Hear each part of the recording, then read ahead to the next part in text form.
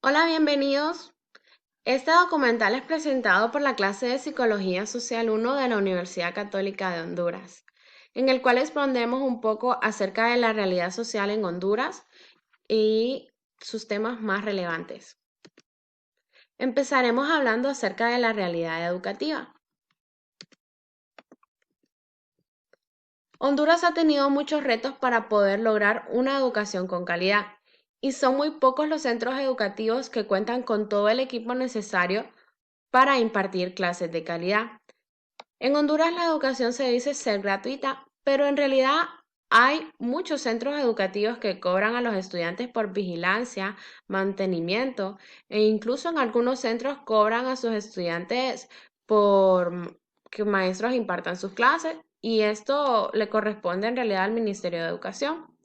El Ministerio de Educación ha prohibido todos estos cobros, pero como les explicaba, hay lugares que no tienen maestros para que impartan esas clases, por lo tanto, el centro educativo debe ver cómo solucionar esos problemas. En nuestro país, los más afectados son aquellos jóvenes que no tienen los recursos económicos para seguir estudiando y se ven obligados a dejar la escuela porque ellos tienen que salir a buscar ingresos para mantener a su familia. Todo esto se debe al alto grado de pobreza y a la reducción de oportunidades que encontramos en el país.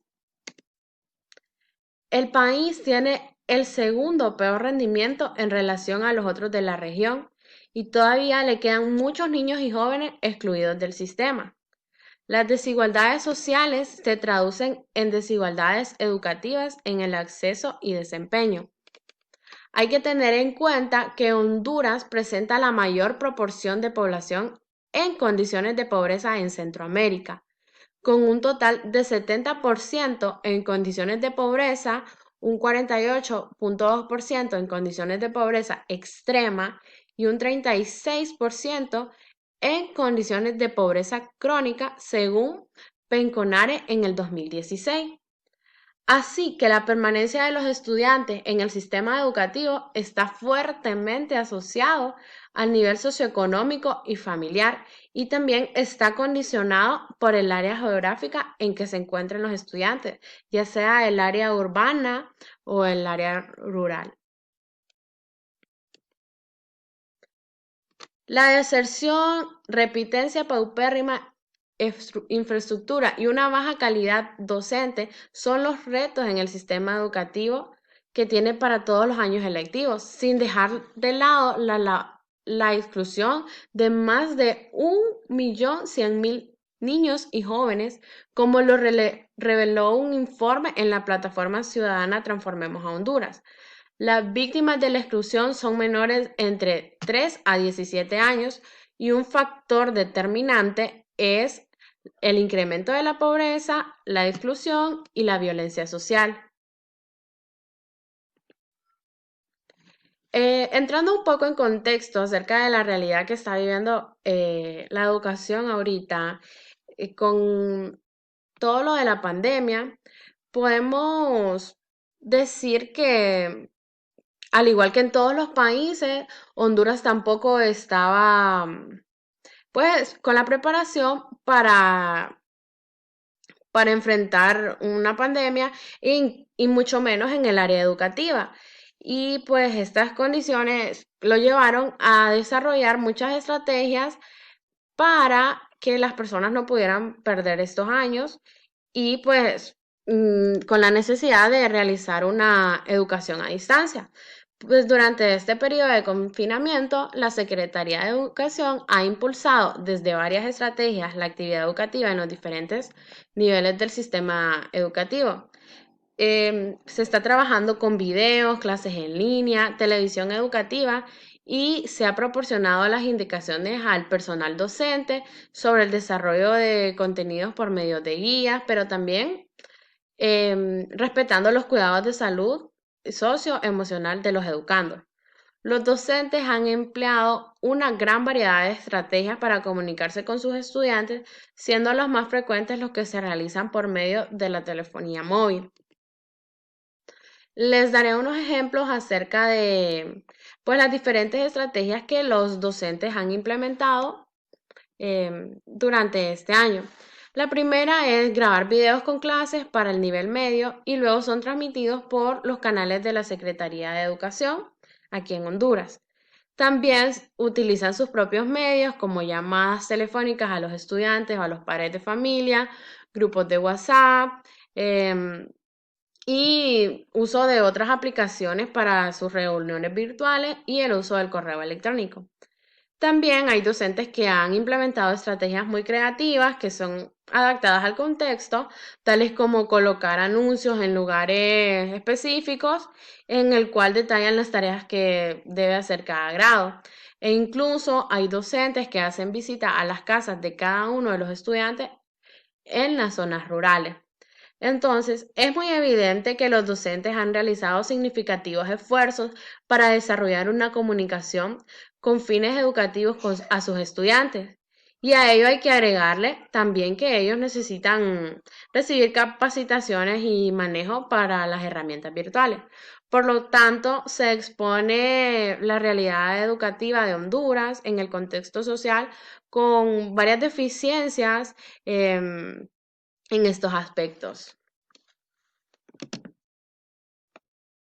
La realidad social de la economía en Honduras.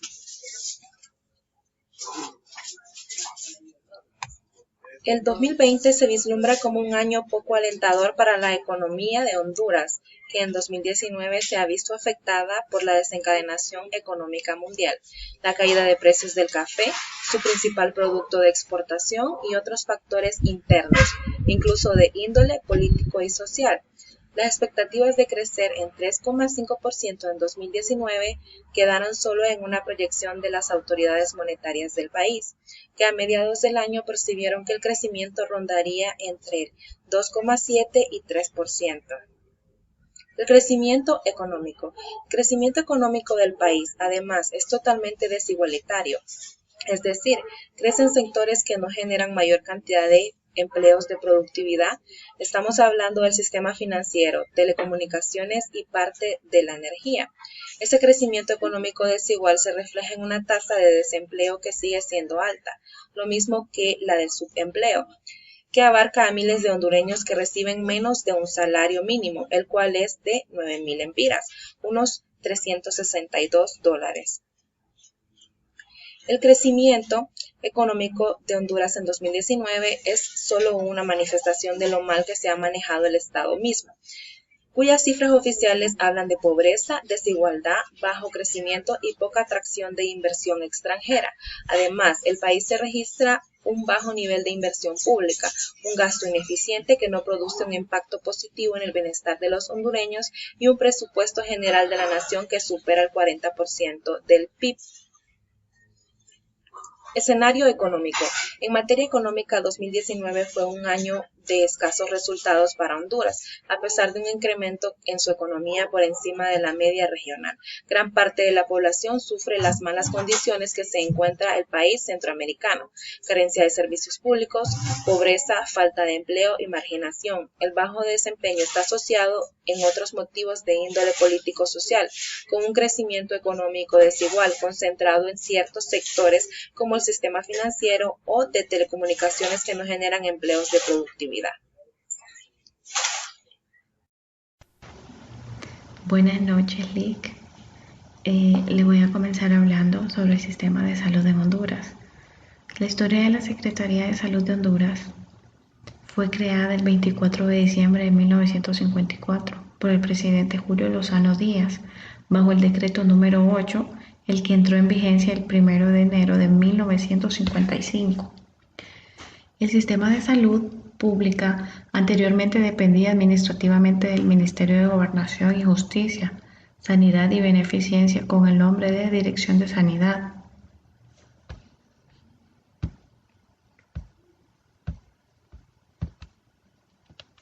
En 1991 se aprobó en Honduras el nuevo Código de Salud, el concepto de salud pública, en el que se basa la definición de la FESP. Funciones esenciales de la salud pública es el de la acción colectiva tanto del Estado como de la sociedad civil encaminada a proteger y mejorar la salud de las personas. La salud pública no es sinónimo de responsabilidad del Estado en materia de salud, ya que su quehacer va más allá de las tareas propias del mismo y no abarca todo lo que el Estado puede hacer en materia de salud.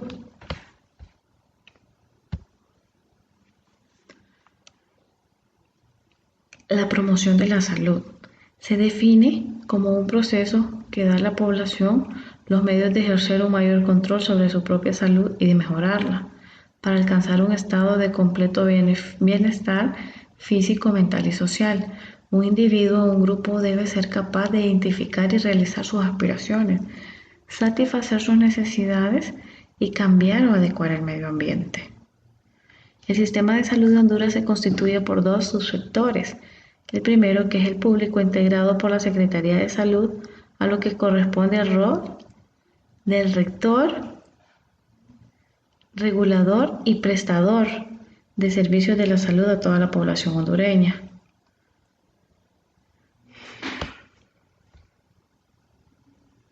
El sistema de salud desde el año 1990 hasta el 2015 en los países de las Américas y señaló a Honduras como el peor sistema de salud de la región y que según estudios recientes el país se mantiene en esa línea de salubridad deficiente. Es urgente una reforma del sistema hondureño de salud basado en la participación social que se oriente hacia un sistema de salud único, público, gratuito y universal, basado en la igualdad social, la justicia y el derecho a la salud de toda la población. Algunos países de la región ya lo están haciendo. Honduras también puede hacerlo.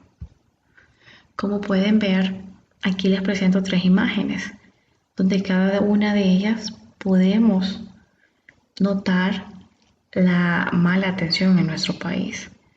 Como les decía anteriormente, Honduras mantiene un índice muy bajo en la atención médica.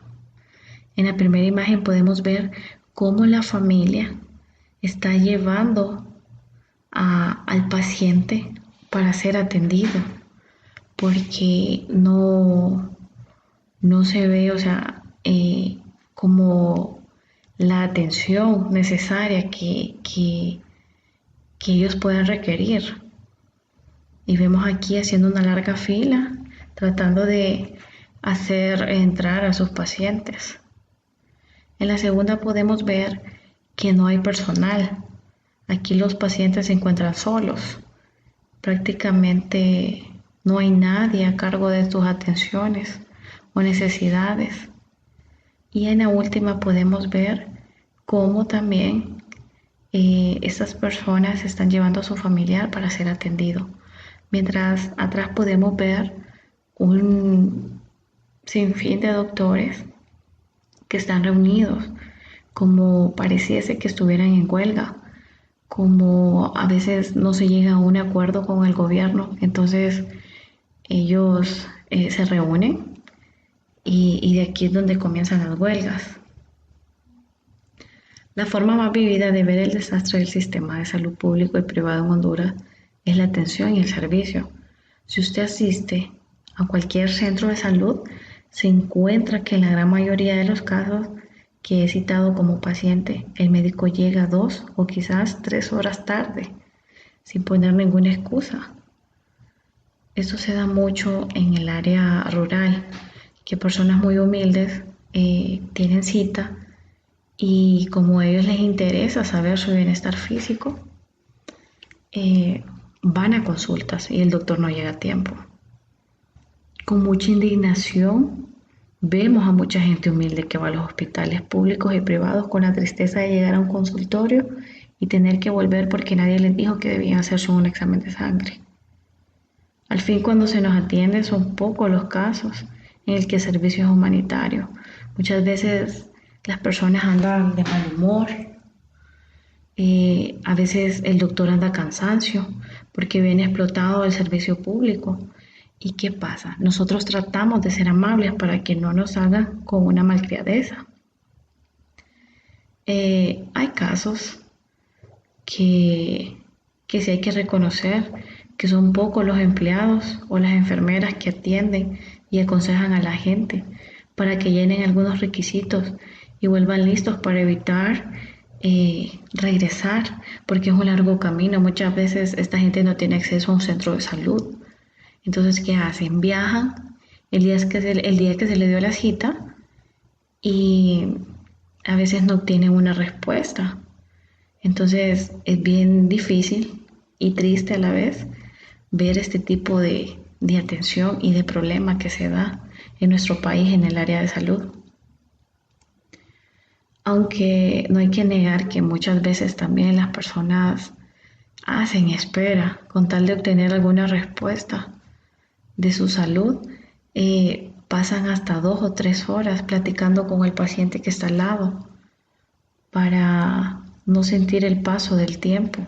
Esto se da mucho en el seguro social, porque ahí es donde peor atención hay.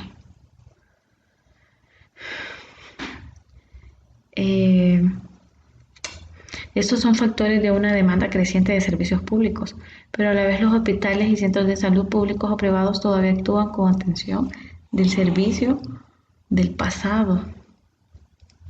Pero hay que reconocer y no dejar pasar por alto que aún existen buenos médicos y enfermeras prácticas que con mucha conciencia han asimilado estas deficiencias y que han sabido anunciar sus servicios con mucha productividad y calidez.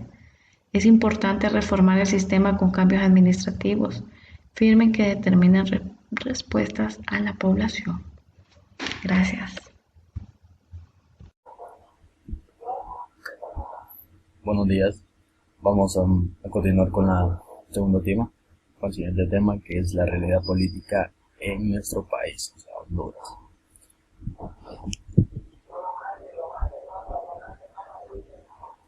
Bueno, Honduras es una república regida por una constitución, por primera vez emitida el 11 de diciembre de 1825, lo cual establece 3 poderes del Estado, sin relación de subordinación entre ellos. Estos poderes son como la estructura del gobierno de nuestro país.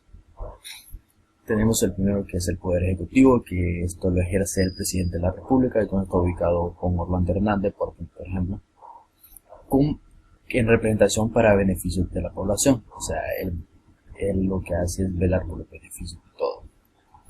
Tenemos aquí el Poder Judicial, que tiene como potestad de impartir justicia para el pueblo, de una forma gratuita, en nombre del Estado, por magistrados y jueces. También encontramos la Corte Suprema de Justicia, la Corte de Apelaciones y las personas que son juzgadas por la ley. Este poder, básicamente, todo se encarga de poner orden en nuestro país para que no sean las personas no anden como animales por las calles, porque si lo que nos diferencia de los animales son las normas y leyes. El Poder Legislativo tenemos que seguir el que lo ejerce en el Congreso Nacional, que son los diputados, en este caso 128, que son elegidos pues durante nuestras votaciones, o sea, por el pueblo, y su objetivo es interpretar, crear, formar y derogar leyes existentes y nuevas para la población, o sea, leyes que hagan al país un mejor país. Pasamos a la crisis política en Honduras. Como todos sabemos, la crisis política, más que todo en nuestro país, es bastante cruel, y vamos a hablar en este caso de lo que tenemos conciencia actualmente. En el contexto nacional, en Honduras existe la prohibición constitucional de la reelección presidencial, con penas muy severas para quienes la promueven. La única posibilidad de impulsarla es mediante consulta popular, que previa la aprobación de la reforma constitucional por el Congreso Nacional. Okay. Como todos sabemos, este es un tema muy fresco que lo tenemos todos, lo cual lo vivimos en carne propia, que fue el presidente Juan Orlando Hernández, el actual presidente, que violó esta prohibición, esta ley, esta regla, y realmente violó la Constitución de la República al momento de cambiarla para reelegirse. ¿Y para qué? Para seguir robando, para seguir con la corrupción y muchas cosas más. También tenemos que existe corrupción en escalas menores. Hablando de la corrupción, si bien la función de la política es dirigir el futuro del país, se ha infiltrado que en los grupos políticos, muchos ladrones, criminales e incluso narcotraficantes, dirigentes de la banda criminal y sicarios, que utilizan los recursos de colectivos e impuestos para robar, atacar a la misma población.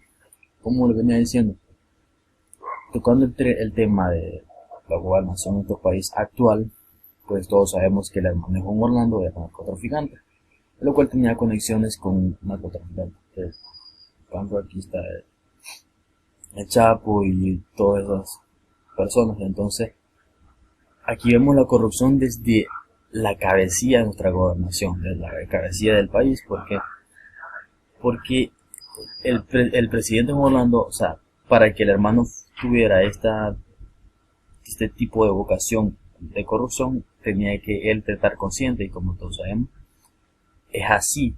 Entonces vemos la corrupción desde el punto más alto. También tenemos un caso reciente que es el alcalde Lloro, que fue acusado de narcotráfico también, y sicario, quizás por un buen estado y todo eso. Entonces vemos cómo, y siendo este pedazo sala abusada sexualmente en gran cantidad de mujeres. O sea, vemos la corrupción como está abarrotando nuestro país, y más que todo está, bueno, dejando que ver a nuestros gobernantes de la peor cara. Bueno, y espero que hayan entendido y muchas gracias.